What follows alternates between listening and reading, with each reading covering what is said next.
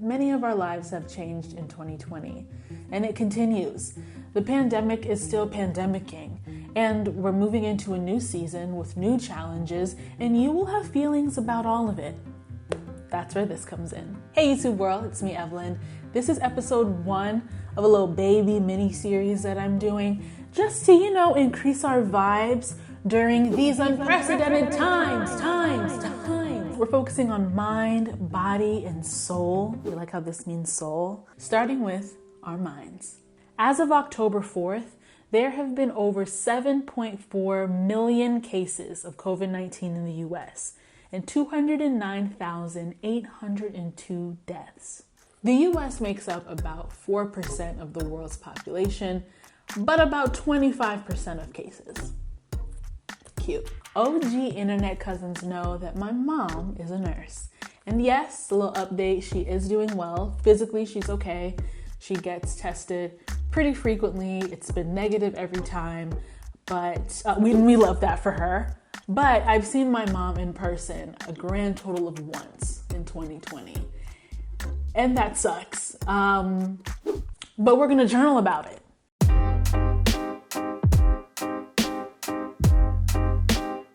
Journaling is something I've done since I was a child, and I think I've even read my 5th grade diary in a previous video. Dear diary, I have to tell you something. Steve is a crybaby. Over the years, journaling has not only helped me document what happened in my life, but perhaps more importantly, how I felt about it. The thing of it is, 2020 has probably thrown so many new things your way. Are you the 1 in 5 workers who is claiming or is still waiting for unemployment benefits? Are you in school now? Do you have kids and they're in school now? How will this all work? Where do you put all that stress? All that worry? How about you slam it down in a journal? Try it. Here's how. Number 1, use the medium that works for you. Clearly, I like pen and paper. And I like it because it forces me to slow down.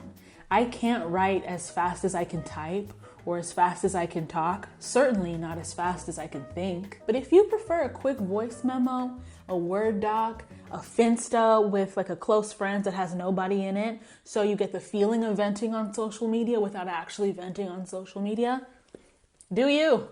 Number 2, you are the only person who has to understand what it says or what it means. Journaling can seem intimidating, okay? But when you realize it's not a book report, that just frees you up to write how you talk, to scribble some words down. It don't have to be Times New Roman, 12, size 12. You don't have to worry about making the periods a little larger to fill up the page, okay? It doesn't have to be double spaced. There's even some entries, and I'm trying to find it, where I just trailed off and scribbled.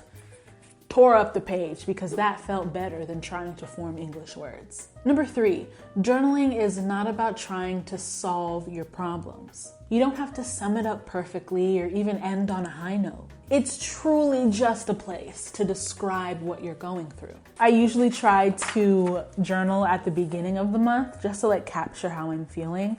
And this is how I ended my entry. Oh yeah, I'm writing this on the 17th because I couldn't pretend to care earlier.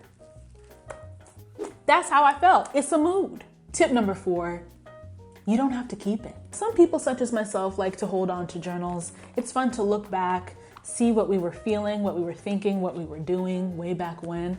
But that's not a rule written anywhere. I think my mom once told me that my grandmother used to burn her journals at the end of every year. That's poetic. So if that freaks you out, the idea of having a running document or a record of yourself, if that seems weird to you, toss it, delete, shred, or in the case of grandmama, burn it. And number 5, it's okay to use prompts. I usually write what comes to mind. I don't really use prompts unless I'm doing some vision board, hippy dippy type exercise. But I've always found that some light complaining really gets the ball rolling. So I'm gonna put 1 minute on the clock, 60 seconds, okay? Journal with me. And here's our prompt. What do I wish was easier for me right now? Let's do it.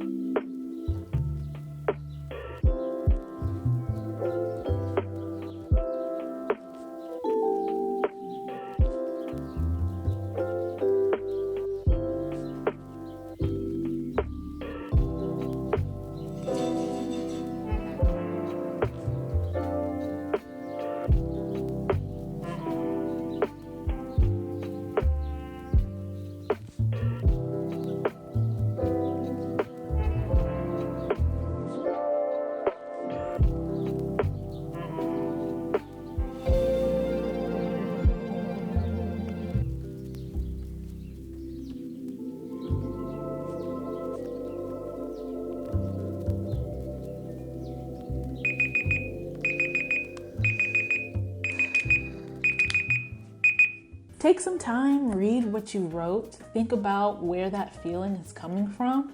Maybe it'll help you realize where you can ask someone for help.